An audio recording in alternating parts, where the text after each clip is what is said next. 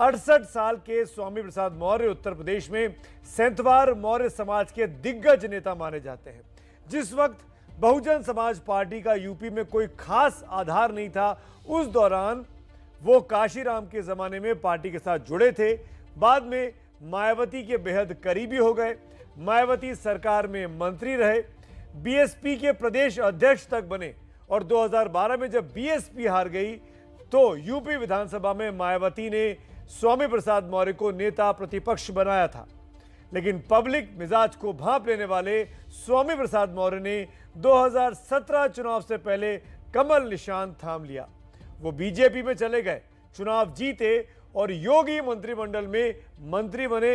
अहम मंत्रालय मिला, श्रम मंत्रालय जैसा। इनका कद इतना बड़ा था कि वंशवाद का विरोध करने वाली बीजेपी ने 2019 के लोकसभा चुनावों में बदायूं से इनकी बेटी को टिकट दिया सांसद का, और वो भी सांसद बन गई। बेटी आज भी बीजेपी में है, लेकिन पिता यानी स्वामी प्रसाद मौर्य साहब बीजेपी को अब हराने की हुंकार भर रहे हैं। समाजवादी पार्टी के महत्वपूर्ण चेहरे बन चुके हैं।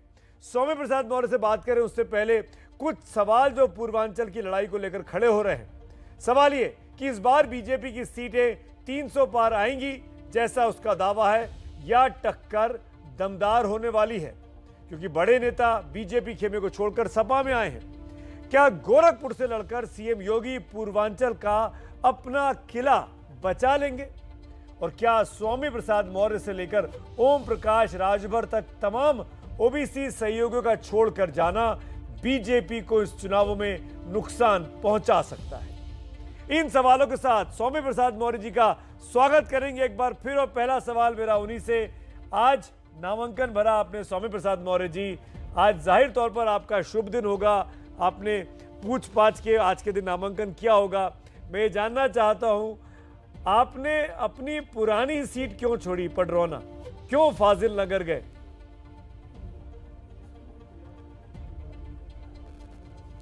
देखिए, कोरोना में जनता का हमें अपार स्नेह प्यार आशीर्वाद मिला। वहाँ की जनता ने तीन बार मुझे विधायक बनाया, और साथ ही साथ कोरोना में मैंने वो विकास जो आज़ादी के लंबे अरसे तक नहीं मिला था वो सब दिया। हमारा उनका आज भी रिश्ता घर का है, परिवार का है, अपनत्व का है। लेकिन पिछले 8-10 महीने से फाजिल नगर के कार्यकर्ता जब भी लखनऊ जाते थे बड़ी पैमाने पर, वो मांग करते थे कि आप कोरोना में लंबी राजनीति कर चुके हैं, एक बार हम चाहते हैं कि हमारी विधानसभा में आएँ। फाजिल नगर विधानसभा बहुत विकास से अछूता है और बिहार की सीमा से लगा हुआ है, तो हम उन लोगों के अनुरोध को देखते हुए इस बार फाजिल नगर जाने का निर्णय लिया। और समाजवादी पार्टी के राष्ट्रीय अध्यक्ष अखिलेश जी का भी इशारा कुछ इसी ओर था कि 7 सीट जीतनी है, इसलिए उन्होंने समीकरण के लिहाज से मुझे फाजिल नगर भेजने का काम किया, और जिसके तहत आज मैंने फाजिल नगर विधानसभा से पर्चा भी दाखिल किया। लेकिन एक बात बताइए, आपके जो विरोधी हैं, खासकर बीजेपी के जो नेता हैं, वो ये कह रहे हैं क्योंकि आपके धुर विरोधी आरपीएन सिंह अब कांग्रेस छोड़कर बीजेपी में आ गए हैं, उनके पडरौना से लड़ने की संभावनाएं हैं, इसीलिए आप मारे डर के आपने पडरौना छोड़ा और फाजिल नगर गए। देखिए सुमित जी, डरने वाला कभी राजनीति नहीं करता, एक चीज। दूसरी चीज, मैं विपरीत परिस्थितियों में जीतने का आदी हूं। मैं जहां गया हूं, समाजवादी पार्टी की हारी हुई सीट है। जो छोड़ा हूं, मैं अपनी जीती हुई सीट छोड़ा हूं, और 3 बार की जीती सीट छोड़ा हूं। और साथ ही साथ कोरोना में आरपीएन जी अपना पूरा अस्तित्व राजनीतिक खो चुके हैं। उनको राजा साहब, राजमहल और दरबार के अलावा उनकी कोई पहचान नहीं है।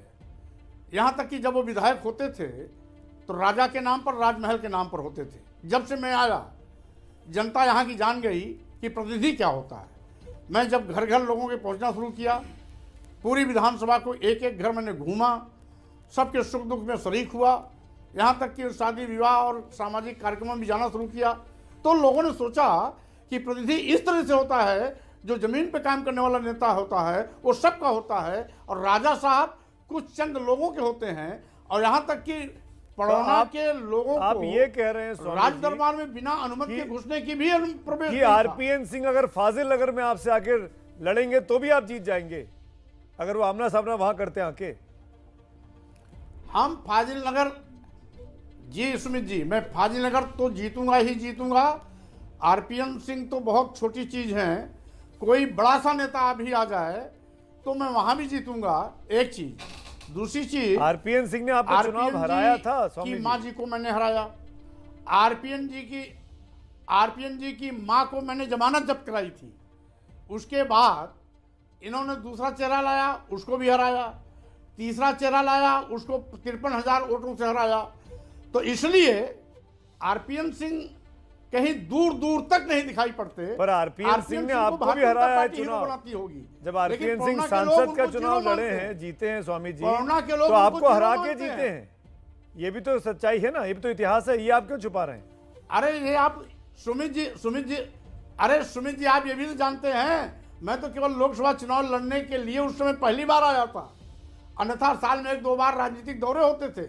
लेकिन चुनावी कर्मभूमि मैंने बनाया पार्लियामेंट चुनाव के ठीक 15 दिन पहले, और 15 दिन पहले में भी आरपीएन सिंह कैसे जीते हैं। अगर कभी विजय दुबे जी अकेले मिलेंगे तो उनसे आप पूछिएगा। ठीक है, विजय दुबे को हराने के लिए मठ से संदेश आया, ठीक है स्वामी जी, आप लोग विजय के साथ मत दो, नहीं तो स्वामी प्रसाद मौर्य जीत जाएगा। स्वामी जी अगर 15 दिन पहले आप पहुंचे अचानक पडरौना, और पडरौना लोकसभा हार गए, तो 15 दिन पहले तो आप एक 15-20 दिन पहले ही तो आप फाजिल नगर पहुंचे हैं।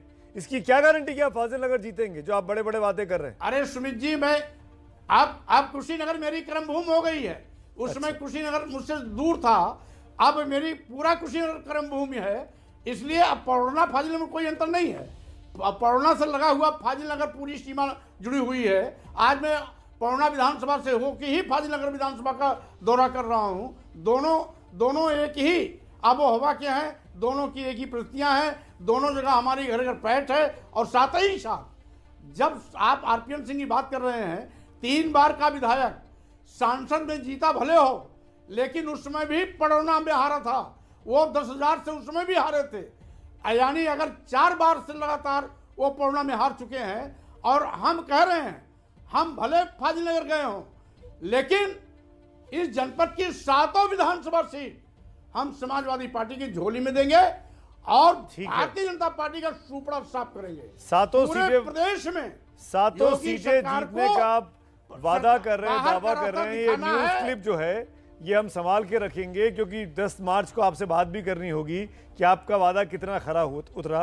लेकिन एक चीज बताइए मुझे स्वामी जी, जो बहुत इंपॉर्टेंट है। बिल्कुल बिल्कुल रखिएगा। आप अपने बेटे उत्कर्ष के लिए भी टिकट मांग रहे थे भारतीय जनता पार्टी में। जब आप वहां से निकले, ये कहा गया कि आपने उत्कर्ष के लिए टिकट मांगा। अभी आप समाजवादी पार्टी में आए, यहाँ भी टिकट की डील जानकारी हुई होगी, तो यहाँ भी नहीं मिला उत्कर्ष को टिकट। तो आप पहले सुमित जी, ये तो भारतीय जनता पार्टी की भाषा बोल रहे हैं आप। ये तो उन्हीं का आरोप है, ये उन्हीं का आरोप है। आप श्री अखिलेश यादव जी से कभी मिलिएगा, नहीं मैं वही कह रहा हूं, आप समाजवादी पार्टी के राष्ट्रीय श्री अखिलेश यादव से मिलिएगा, उनसे पूछिएगा क्या स्वामी प्रसाद मौर्य ने बेटे के लिए टिकट मांगा, आपको उत्तर सही मिल जाएगा। समाजवादी पार्टी तो खिसियानी बिल्ली खंबा नोच है। हमारे इस्तीफा देने के बाद भारतीय जनता पार्टी आज बैकफुट पे आ गई है, और बैकफुट पे आ गई है। आपने कहा समाजवादी पार्टी खिसियानी बिल्ली खंबा नोचे, मैंने ठीक सुना? आपने कहा समाजवादी पार्टी खिसियानी बिल्ली खंबा नोचे, मैंने ठीक सुना? भारतीय जनता पार्टी खिसियानी, आरोप समाजवादी पार्टी नहीं लगा रही, आरोप भारतीय जनता पार्टी लगा रही है। भारतीय जनता पार्टी खिसियानी बिल्ली खंबा नोचे।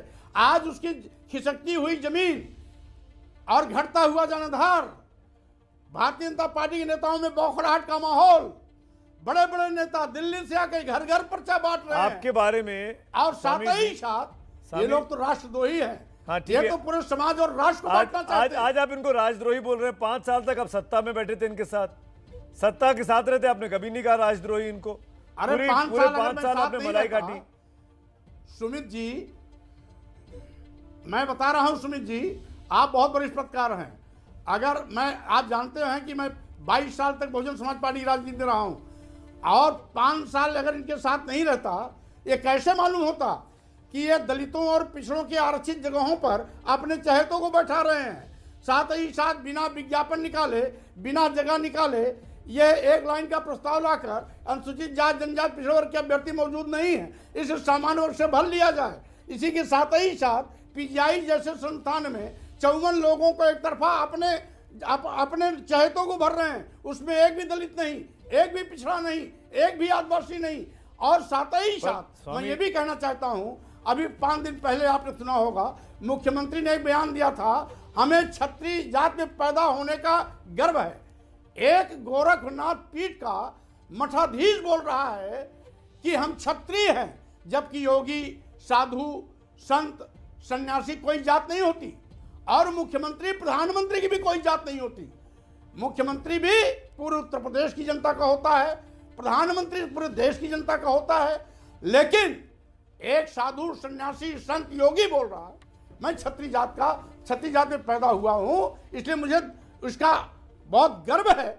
स्वाभाविक रूप से ये जात बात की हद है, जो इतना अहंकार में रहेगा और क्षत्रिय जात में पैदा होने का स्वामी जी, आप चलिए, आप मुख्यमंत्री की आलोचना करना चाहते हैं, करिए कि वो क्षत्रियवाद को आगे बढ़ा रहे हैं।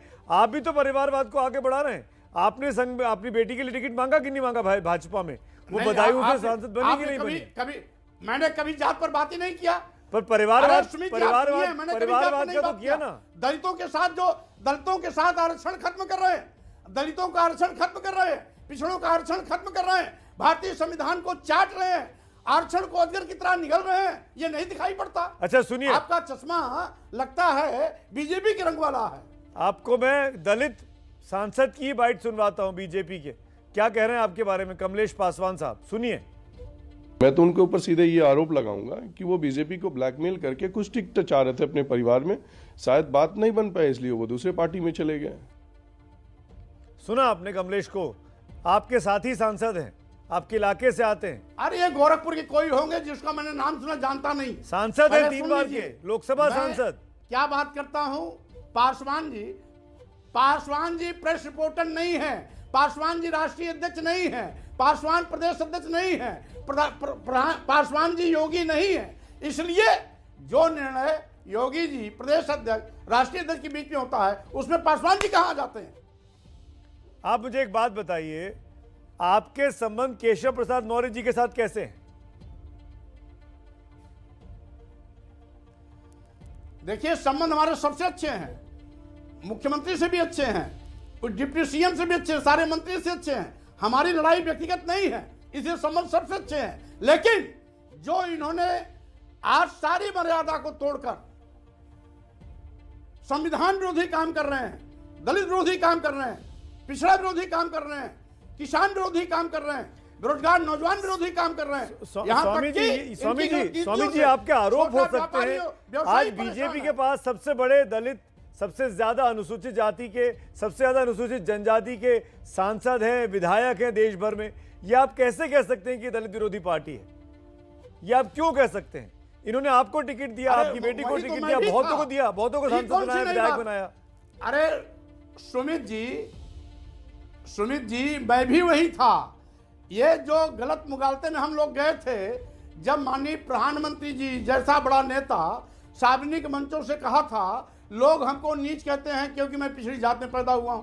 मैंने सोचा भारतीय जनता पार्टी का चेहरा बदला तो चरित्र भी बदल गया होगा, लेकिन 5 साल में मैंने देखा चेहरा भले बदल दिए हों, लेकिन इनका चरित्र आज भी बहुत घटिया सोच का है। तो और साथ ही आपको जो बात समझ में आई स्वामी जी, वो आपकी बेटी और माननीय सांसद संघमित्रा जी को समझ में नहीं आ रही है, संघमित्रा मौर्य जी को समझ में नहीं आ रही है स्वामी जी कि बीजेपी अगर दलित विरोधी पार्टी है स्वामी जी, तो आपकी बेटी वहां क्या कर रही है संघमित्रा मौर्य? देखिए, वो बदायूं की सांसद है, क्या कर रही क्या नहीं कर रही है। अरे आप अपनी बिटिया को नहीं समझ, अगर अपना राजनीतिक निर्णय अपना होता है। स्वामी जी राजनीतिक बात ही नहीं कर रहा हूं। आपने बड़ा इल्जाम लगाया कि वो दलित विरोधी पार्टी है, दलितों का अपमान करती है, वंचितों का अपमान करती है। आपकी बिटिया वहां है, आज मंच शेयर किया, आज मंच शेयर किया अमित शाह जी के साथ आपकी बिटिया ने। वो उनको आप समझाएंगे नहीं कि छोड़ दीजिए, बाहर आ जाइए? कल किया था मंच शेयर, एक साथ एक मंच पे थे कल। नहीं सुमित जी, मैं ये कह रहा हूं, मंत्री मैं था, मैंने देखा और इसीलिए मैंने पार्टी छोड़ने का और मंत्री पद से इस्तीफा देने का निर्णय लिया। एक चीज। दूसरी चीज, दलित विरोधी इसलिए कह रहा हूं कि इन्होंने दलितों के आरक्षित पदों पर सामान्य वर्ग के लोगों को बैठा दिया।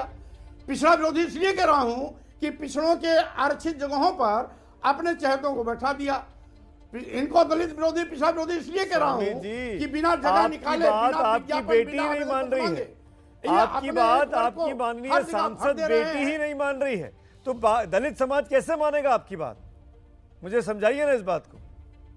हमारे आरोपों का खंडन, हमारे आरोपों का खंडन आज तक न मुख्यमंत्री कर पाए, न सरकार कोई मंत्री कर पाया, न केंद्रीय मंत्री कर पाया।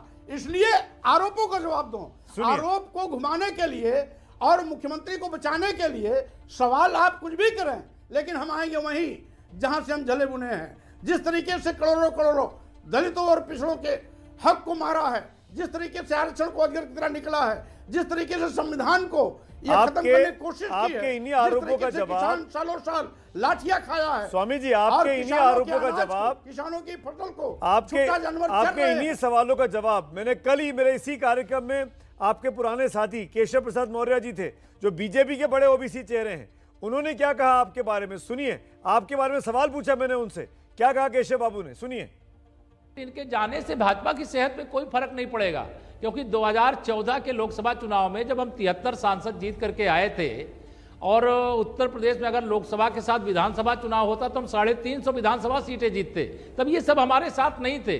मैंने कहा जो भाजपा के साथ आता है वो बड़ा हो जाता है, जो भाजपा छोड़ करके जाता है वो छोटा हो जाता है। सुना आपने, जो भाजपा के साथ आता है वो बड़ा होता है, जो छोड़ के जाता है वो छोटा हो जाता है। मैंने आपके वजूद पे सवाल खड़े कर रहे हैं, सियासी वजूद। अरे ये बड़बोलापन, आप इनके बड़बोलेपन को महत्व दे रहे हैं। 14 के बाद इनकी हैसियत 42 विधायक की थी। बहुजन समाज पार्टी के आज जो छोड़ के आए हैं, भारतीय जनता पार्टी में 250 विधायक हैं जो बसपा बेस के हैं, और उन्हीं लोगों के चलते जो हम लोग छोड़ के आए हैं, लाखों करोड़ों का जंडार आया है। उसी के नाते भाजपा पहाड़ जैसी पार्टी हो गई। 14 साल का वनवास खत्म हुआ, पूर्ण जन की बहुमत की सरकार आई, और अब मैंने छोड़ा है भाजपा। 10 मार्च को आप फिर इसको नोट कर लें और हमसे सवाल करेंगे, हम जवाब देंगे। 10 मार्च का बीजेपी का चुनौती स्वीकारता हूं, होने जा रहा है। मैं आपकी चुनौती स्वीकारता हूं, लेकिन वो सब कुछ नतीजों पे डिपेंड करेगा, और नतीजों के बाद आपकी उपलब्धता पर डिपेंड करेगा कि आप मेरे कार्यक्रम में बैठेंगे कि नहीं बैठेंगे 10 मार्च को। लेकिन अगर आप जीते तो आपको बहुत बधाई, लेकिन अगर आप नहीं जीते, जो आपने कहा है जो पूरा नहीं हुआ, तो भी आपको डिबेट में आना पड़ेगा, कार्यक्रम में बैठना पड़ेगा। एक और बात जो कही केशव बाबू ने, वो ये कहा हम सरकार बना के आएंगे और बैठेंगे भी, कि समाजवादी पार्टी तो खत्म हो गई है, समाप्तवादी हो गई है। सुनते हैं क्या कहा केशव मौर्य जी ने आपके बारे में, आपकी नई पार्टी के बारे में। चला गया और नहीं आना चाहता है, बैठकर बात नहीं करना चाहता, चला गया, वो चैप्टर क्लोज। अब तो हम नए सिरे से भारतीय जनता पार्टी का कमल फिर खिलाने जा रहे हैं, फिर सरकार बनाने जा रहे हैं। और 10 मार्च के बाद जब समाजवादी पार्टी समाप्तवादी पार्टी हो जाएगी, तो अब ये पछताएंगे कि हमने भाजपा का साथ क्यों छोड़ा। आप जिसको कह रहे हैं 10 मार्च को आप सरकार बनाएंगे, आपके विरोधी उसी कम्युनिटी के नेता ओबीसी चेहरे केशव बाबू ये कह रहे हैं, केशव प्रसाद मौर्य, कि आप तो समाप्तवादी पार्टी में चले गए हैं, पार्टी समाप्त हो जाएगी। अरे पुनर्मूस को भाव, भारतीय जनता पार्टी 17 के पहले जो 42 विधायक की हैसियत थी, फिर से 50 के नीचे इनका आंकड़ा जा रहा है। और मैं ये कहना चाहता हूं, सरकार बनाने तो बहुत दूर, जनता ऐसा सुपड़ा साफ करेगी, ऐसा सुपड़ा साफ करेगी, इनका बड़बोलापन अपने आप खत्म हो जाएगा। आपने अब ये कोई कह रहा है कि बड़बोलापन किसका है, ये तो 10 मार्च को पता लगेगा। मेरा सवाल बहुत सीधा सा है, जब तक आपका परिवार आपकी ही बातों से कन्विंस नहीं होगा, तो आपका समाज कैसे कन्विंस होगा? आपकी बिटिया कन्विंस नहीं है, समाज को कैसे कन्विंस करेंगे? 42 साल आपने संघमित्रा जी से बात की कि नहीं की? उनको मनाया कि नहीं बताया, बताया कि नहीं बताया, समझाया कि नहीं समझाया? सुमित जी, पहले सुमित जी आप जान ले पहले जी, जो पूरे प्रदेश की राजनीति करता है उसके लिए बेटी बेटा माने नहीं रखता, एक चीज। दूसरी चीज, हमारे पास लाखों नौजवानों का हुजूम है, इसलिए ये सीमित सोच के लोग, छोटी सोच के लोग छोटी बात करते हैं। जिसकी सोच बड़ी होती है वो बड़ी बात करता है, बड़ा काम करता है, और साथ ही साथ वो घर और परिवार की राजनीति नहीं करता, पूरे प्रदेश की राजनीति करता है। तो आपने कहा कि आप बेटे बेटियां से बड़ा समाज के बारे में सोचते हैं, तो क्या अपनी बेटिया के साथ संबंध समाप्त कर दिए हैं आपने पारिवारिक तौर पर, सियासी तौर पर? बड़ी बात पूछ रहा हूं मैं आपसे राष्ट्रीय टीवी पर। अच्छा, अभी कभी मैं पूछ रहा हूं, कभी विजय राजे सिंधिया कहीं थी और माधवराव सिंधिया कहीं थे, परिवार समाप्त हो गया? नहीं, कहीं नहीं हुआ। आज परिस्थितियां क्या हैं? आज भारतीय जनता पार्टी के दर्जनों ऐसे नेता हैं, जब बाप कहीं, बेटा कहीं, बेटी कहीं, दर्जनों नेता ऐसे। तो इसका मतलब, और साथ ही साथ इसका मतलब आप दोनों अपने अपने फायदे के साथ हैं। आप दोनों, आपको फायदा समाजवादी में दिखा, आप यहां आ गए, बिटिया को फायदा वहां दिख रहा है, वो वहां रुकी हुई है। सुमित जी, मैं आपको ये बताना चाहता हूं, देखिए अपना निर्णय अपना होता है। आप लोग भी कभी कभी चैनल बदलते हैं, कभी किसी चैनल में हेड हो जाते हैं, कभी किसी चैनल में हेड हो जाते हैं। आप अपनी आवश्यकता के अनुसार, परिस्थितियों के अनुसार, कभी कभी जो आपके चैनल ओनर है, हम चुनाव नहीं लड़ते, तो छोड़ना पड़ता है। हम चुनाव नहीं लड़ते, हम जाके वोट नहीं मांगते हैं, नहीं, हम वादे नहीं करते हैं, हम अपनी विचारधाराओं को नहीं बदलते। फिर भी हम पब्लिक लाइफ में नहीं है आपकी तरह। नहीं, लेकिन यहाँ लाभ की सुमित जी, लाभ की राजनीति की ही नहीं जाती, राजनीति की जाती है नीति और विचारों की। हाँ। जब विचारों की टकराहट होगी, स्वाभाविक रूप से इस प्रकार का विद्रोह भी होगा, और साथ ही ये विचारों की टकराहट थी या स्वाभिमान की टकराहट थी या अभिमान की टकराहट थी? क्योंकि आपके बारे में बीजेपी के लोग बिल्कुल उल्टा बोलते हैं। जहां विचार की टकराहट, सुमित जी, जहां विचार की टकराहट होती है, वहीं स्वाभिमान की भी टकराहट मानी जाती है। आप मुझे ये बताइए, आपने कहा कि बीजेपी 50 से नीचे आ जाएगी, बीजेपी तो कह रही है कि हम 300 पार आएंगे। केशव मौर्य ने कहा, योगी जी ने कहा कि हम फिर 300 का आंकड़ा पार करेंगे। अब ठीक है ना, 10 मार्च को हमने समय दे दिया, 10 मार्च को आप हमसे पूछ लीजिएगा कि 50 का नीचे जाने के लिए आपने कहा था, और उस समय आंकड़ा वही आएगा जो मैंने कहा है।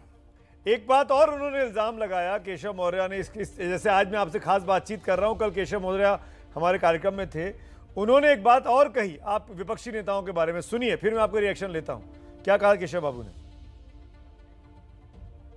ये सपा बसपा कांग्रेस एक ही थैली के चट्टे बट्टे हैं। सपा बसपा की बैसाखी पर 2004 से लेकर के 2014 तक केंद्र में सरकार चली है। यह सब आपस में एक हैं, लेकिन हम चाहते हैं कि अलग अलग लड़ने की जगह सब एक होकर के लड़ लें, तब भी कमल ही खिलेगा, तब भी भाजपा ही जीतेगी। सपा बसपा कांग्रेस एक ही थैली के चट्टे बट्टे हैं। मैं ये सवाल आपसे इसलिए पूछ रहा हूं स्वामी जी कि आप बसपा में रह लिए, आप भाजपा में रह लिए, अब आप सपा में आ गए हैं। अपने राजनीतिक करियर में 3 बड़ी पार्टियां आपने ज्वाइन कर ली। क्या ये वाकई में ऐसा है कि अंदर अंदर सब पार्टियां मिल जाती है मौका पड़ने पर? देखिए, ये भारतीय जनता पार्टी के लोग भी कभी जनता पार्टी में साथ चले गए थे, कभी जनता दल में साथ चले गए थे। उस समय सपा भी थी, भाजपा भी थी और लोकदल भी था, भिन्न भिन्न पार्टियां थी। इसलिए राजनीतिक परिस्थितियां कभी कभी समीकरण बनाती हैं। तो भाजपा के लोग बड़े दूध के दुहे नहीं हैं। ये जनता दल में नहीं थे क्या? ये जनता पार्टी में नहीं थे क्या? ये गठबंधन नहीं करते क्या? इसलिए ऐसे बचकानी हरकतें करने वाले लोग अपनी राजनीतिक अपरिपक्वता का परिचय देते हैं। और शायद अभी केशव जी की राजनीति मुश्किल से 8 साल भी नहीं हुआ, इसलिए वो बहुत ब्रॉडकास्ट कर रहे हैं। जो निर्णय लोकतंत्र में जनता को देनी है, जनता को छोड़ दीजिए। 10 मार्च के बाद उनकी भी आप जो आंकड़ा दिए हैं उसको भी ले लीजिएगा, हमारा भी आंकड़ा ले लीजिएगा, और जनता का फैसला किसके पक्ष में आता है आप अपने आप तय कर दीजिएगा। वो तो 10 मार्च को दोपहर में 11-12 बजे सब तय हो जाएगा। स्वामी जी, हमारा आप कौन होते हैं उस पर टिप्पणी करने वाले? जनता जनार्दन है। लेकिन ये बताइए मुझे आप, ये जो बहुत इंपॉर्टेंट चीज हो जाती है, आपके हिसाब से आपकी नई पार्टी यानी साइकिल समाजवादी पार्टी कितनी सीटें जीत रही है? हम पूर्ण प्रचंड बहुमत की सरकार माने जा रहे हैं।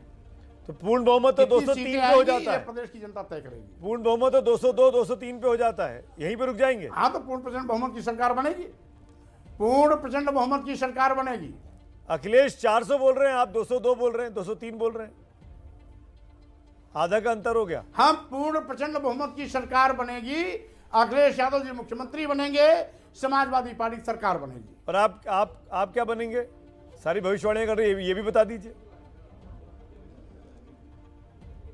अब हर काम तो मुख्यमंत्री, जब सरकार बन जाती तो सब कुछ सर्वाधिकार मुख्यमंत्री के पास रहता है। किसको क्या बनाएगा वो उसका अपना विवेक, अपना विशेष अधिकार है। जहां जिसको जिस रूप में उचित समझेंगे वो वहां पर रखेंगे।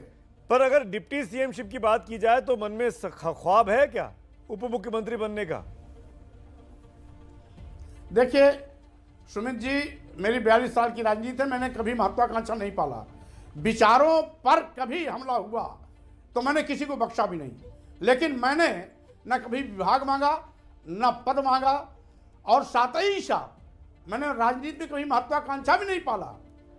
मैं राजनीति जनता के लिए करता हूं और उसी प्रकार से आज भी जनता के लिए ही करता रहूंगा। प्रधानमंत्री मोदी ने आज जो भाषण दिया अपना वर्चुअल रैली में, उसमें नकली समाजवाद कहा। सुनिए प्रधानमंत्री को, फिर आपका रिएक्शन लेता हूं। अगर इन्हें मौका मिल गया, किसानों को मिल रही हजारों करोड़ की मदद ये परिवारवादी नकली समाजवादी बंद करा देंगे। किसानों के बैंक अकाउंट में जो एमएसपी का पैसा जा रहा है, ये परिवारवादी समाजवादी नकली समाजवादी उसे भी रोक देंगे। परिवारवादी नकली समाजवादी, मौर्य साहब। सुमित जी, पूरे प्रदेश के किसानों की फसल छुट्टा जानवर चढ़ जाते हैं, लाखों लाख की फसल खा जाते हैं, 6,000 रुपया देकर के सीधा पीट रहे हैं। हम ये कहना चाहते हैं, जमीनी हकीकत अगर उत्तर प्रदेश में माननीय मोदी जी को गांव जाना पड़े तो शायद योगी जी को बहुत पहले बर्खास्त कर दिए होते। इसलिए वो बड़े नेता हैं, दिल्ली रहते हैं, गांव की सड़कों पर और गांव के खेत खलिहान से जाने का कभी साप्ताह पड़ता नहीं है, इसलिए वो बोल रहे हैं। लेकिन सही बात यह है कि आज किसानों की फसल पूरी चौपट हो जाती है, खुला जानवर छुट्टा जानवर चढ़ जाते हैं, रात भर उसकी तक वही करते हैं, तब भी नहीं बचता है। सालों साल में लाखों लाख की फसल खा गए। स्वामी जी, अगर जनता इतनी त्रस्त है यूपी की, तो आपके नेताओं को इस तरह की बातें बोलनी चाहिए। वो तो भर्ती, चर्बी, गर्मी, इस तरह के आरोपों पे चले गए, चाहे जयंत हो चाहे अखिलेश हो। वो क्यों उस तरफ जा रहे हैं? अरे सुमित जी, आप तो बहुत बात किसी की और कहते किसी पे हैं। अरे गर्मी की बात किया था श्री मुख्यमंत्री योगी आदित्यनाथ जी ने, अब इनकी बात आप चश्मा कर रहे हैं अखिलेश पर और जयंत पर। क्या बात है, क्या आपका सोच है? सुमित जी, यह 5-6 दिन पहले मुख्यमंत्री जी ने मुजफ्फरनगर की सभा में कहा था कि मैं मुजफ्फरनगर, शामली और कैराना की लोगों की गर्मी उतार दूंगा। ये मुख्यमंत्री की भाषा है, ये गुंडे माफिया अपराधी मवाली की भाषा है। कोई मुख्यमंत्री कभी किसी को देख लेने की धमकी नहीं देगा, कभी किसी से निपट लेने की धमकी नहीं देगा, किसी गर्मी उतारने की धमकी नहीं देगा। मुख्यमंत्री सबका है, उसके लिए न कोई हिंदू है, न कोई मुसलमान है, न कोई सिख है, न कोई ईसाई है, बल्कि सभी जाति, वर्ण और धर्म के लोग उसके हैं। और साथ ही साथ सबके साथ सद्भाव से बात करना चाहिए। रही बात धमकी देना, क्या जाहिर करता है? और हम कहते हैं आपसे कि गर्मी उतारने वालों की गर्मी 10 मार्च को अपने आप उतर जाएगी। शुक्रिया बहुत बहुत स्वामी प्रसाद मौर्य जी, आप कैंपेन के बीच से जुड़े मेरे साथ। धन्यवाद और शुभकामनाएं इस चुनावों के लिए। आपको बहुत बहुत धन्यवाद।